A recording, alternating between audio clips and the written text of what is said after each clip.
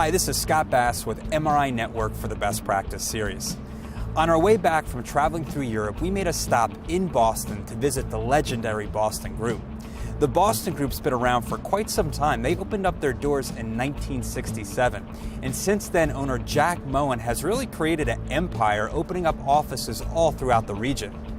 Today we are in downtown Boston at the company's executive offices.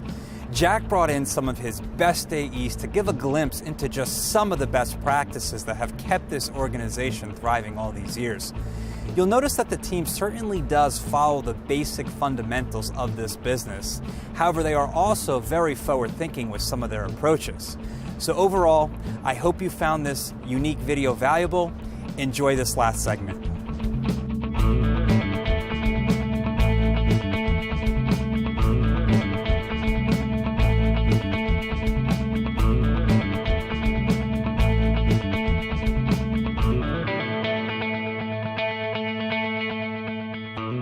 Management Recruiters, the Boston Group, was founded more than 4 decades ago on the premise that it wanted to become the dominant force in the executive search industry. I was attracted to the company because it offers unlimited growth and opportunity for an individual with high drive and initiative, empathy, and competitive spirit. We've built our company on the reputation of our people. The trust and integrity that we have shared together has built our organization. Our relationship with our clients has been founded on providing them the best and most innovative service possible in the industry. With that in mind, we've utilized the support of the MRI national family to help us fulfill their needs. We're very proud that we've filled searches all across the globe with affiliations with our partners through the MRI family. Clearly what makes the Boston Group so unique and special is our people. Over 50 people, all different unique backgrounds and personalities and idiosyncrasies. Our bedrock, our foundation is really the experience and expertise of our tenured executive club.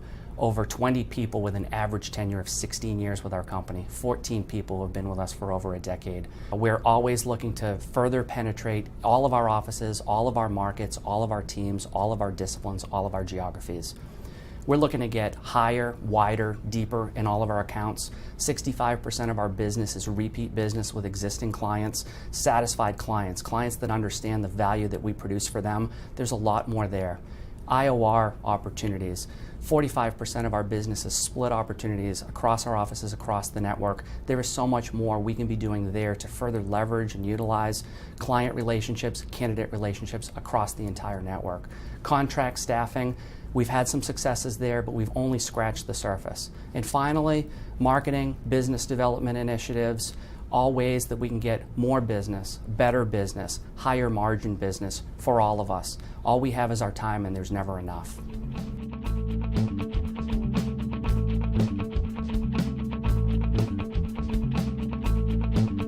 Here at the Boston Group, we take our training very seriously, be it for rookies or veterans. Some of our best practices include implementing a touch plan. During the touch plan, we want you to find 300 companies and 3 contacts within those companies. We want a high level, someone right underneath them, and a peer within the organization. One of the ways we then reach out to these people, either on the client side or the candidate side, is through email blasting.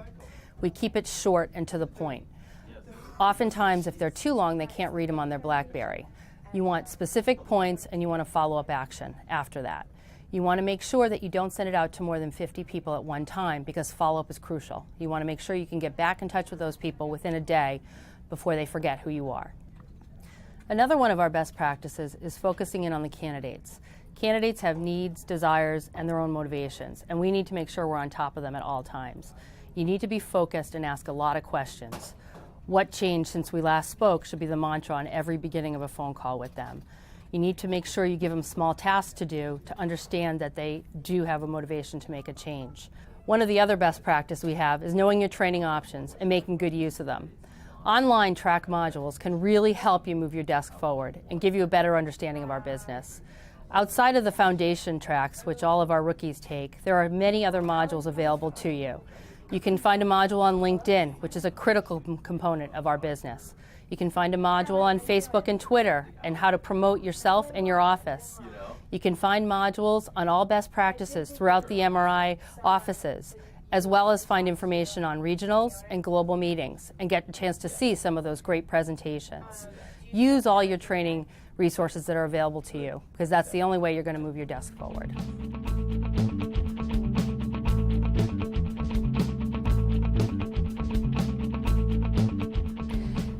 The overall approach to my desk is it's built on relationships. I've been with the company 14 years, and I believe that when I approach a client to work with them and they select me, then they'll get the best from me. I will deliver what they've asked me to deliver. If I approach a client with a candidate, same thing. I'm only going to give them my best, and I think that that relationship piece has helped me to be successful since I've been here. I think that the relationship approach brings me success because the clients keep coming back to me. I have clients that I've worked with for more than a dozen years, and they keep coming back, giving me more job orders and asking me to work on them. And for example, I have one client who just recently came back to me. He's a client that I worked with about 10 years ago, and I filled several software engineer positions for him. And his business went belly up at one point, and I still stayed in touch with him. But last month he called me and said he'd started a new venture and he wanted me to be a part of that. And I think that's just an example of what my desk is, the success that I enjoy. The drawbacks to the approach of good, strong relationships, I think the big thing is that sometimes I take my clients for granted. I think sometimes they take me for granted. I think that, I'll work a search and I'll work it hard, but because they've been working with me for 10 years, they have been used to working with me on a contingency basis, and they know I'm going to put my whole soul, body, mind, and soul into it.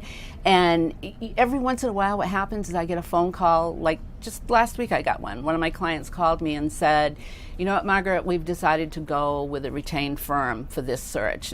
Man, that hurt. And so sometimes I think I can get too comfortable thinking they're going to be there, and then sometimes I think that they just decide to go a different route, and so it has its drawbacks. I execute the relationship approach by staying in contact with my clients and my candidates. I have 14 years of candidates that I have placed, that I have worked with. I have 14 years of clients that I've either taken job orders from or made placements with. And I stay in touch with those folks. I keep abreast of what's going on in their lives, and I'll send them congratulatory notes if I hear something that's going on in the business, or I will reach out and just say hello to them. And I think that helps me to stay in touch.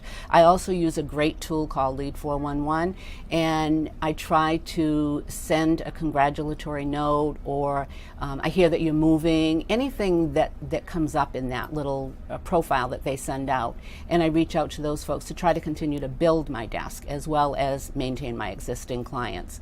And then I use some periodicals, and I try to pick up on what's going on in my marketplace and reach out to folks that way, and just try to continue to build the relationships while maintaining my existing ones. Michael, hi. Hey, it's Margaret. How are you? Well, I just wanted to give you a quick call to say congratulations, Senior Vice President. You're welcome. Hey, look, I assume that means you're probably going to need some help with setting up this new organization, and just want to let you know I'm here for you. So let's set up some time. When would be convenient for you?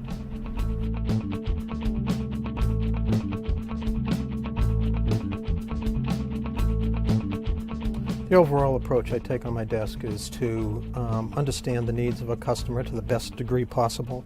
I try to drive deep into knowing as many people in the company as I possibly can. I'm a big fan of continuing relationships. We do a great deal of repeat business. As much as 65% of our business is repeat in nature.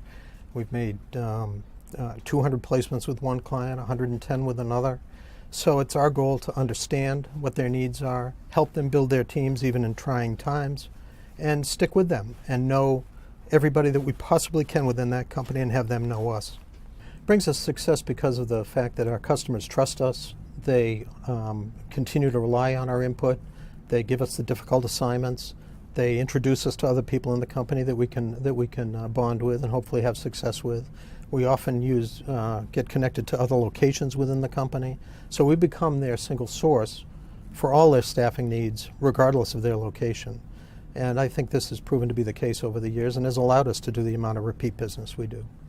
The drawbacks to this approach are interesting. One is we have a situation where if you do too much business with a client over time, it tends to bring a little too much familiarity, and sometimes they'll come to us and say, we're paying you too much money. So we have to be conscious of that, we have to be prepared for that, and we have to realize that we always need to focus on new clients as well, because if you tend to drift to the known, you're going to have a problem eventually, because we have clients that have paid us hundreds of thousands of dollars over the year in and year out, and that can eventually create a challenge, to say the least. I execute this approach, and have for years, by trying to understand an organization. And by doing so, believe it or not, took a blank organizational chart of a company, tied it to my specialty, designed it around my specialty, and then made it a mission to fill in every blank in the company. From president to director of logistics, director of manufacturing operations, et cetera, et cetera. It was my mission to fill in every slot on that organizational chart. You can do so with a touch plan, follow up with people, both email. I'm big on sending season greetings cards at the end of the year. Try to stay in touch with people, make notes about their personal situation, their family situation, so I can make calls based upon that type of information as well. And it's just the execution of a daily plan, making a good day out of every day. Bill, when we spoke in my office, it must have been 6-8 years ago at least. I think retirement was just a distant thought at that point. But now that time is upon us, we go and try to surface a candidate to replace those big shoes of yours. How are we going to do that gracefully to make it comfortable for you? And what role can I play to help you make that transition? Because this is obviously going to be critically important to the company to have a replacement for you in that role being successful pretty darn quickly. Some advice, whether you're a rookie or a veteran, manager or owner: follow the plan, do the basics. 2, find partners, find teammates, mentors, mentees. And 3, be accountable, bring urgency to everything you do.